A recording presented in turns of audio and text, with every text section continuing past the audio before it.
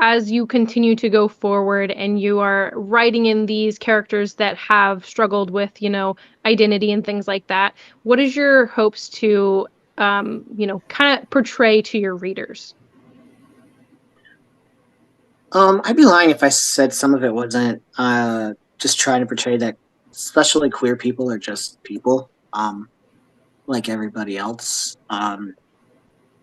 Because it's definitely, I feel like you get boxed in as a queer author. Um, either you're kind of expected to educate cishet people, or you're supposed to make this nice, safe little box where other queer people can just have this really safe, just sweet read, and that's not me. Um, that's not me at all. It's just very much so because again, that's not what I've been experienced, and I'm trying to process what I've experienced. So if I keep these characters in a safe little box, then I'm not putting out what I've gone through and dealt with and kind of getting it off my chest because that's just not what that's not what I've been through. Um, so that's the big thing is just trying to portray that, hey, we're just normal people.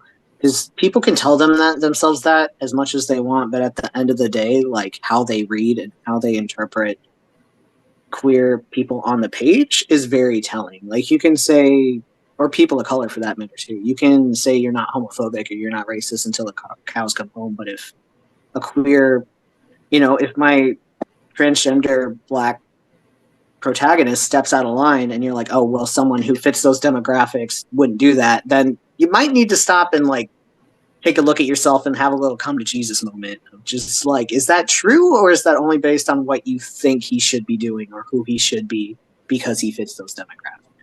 So that's definitely a big part of it. And then also, just I don't know, I just really like creating art.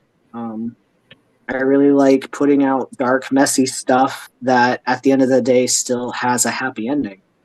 And I want to show that like it doesn't matter what you go through, like it's not over till it's over. Um, and regardless of where you are, like it can get better. You might not know what it's going to look like or what better necessarily looks like. Like 5 years ago, I had no idea this is what better looked like for me.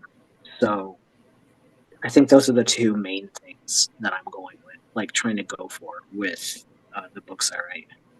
I That love that. It's going to get better even if you don't know what it's going to look like.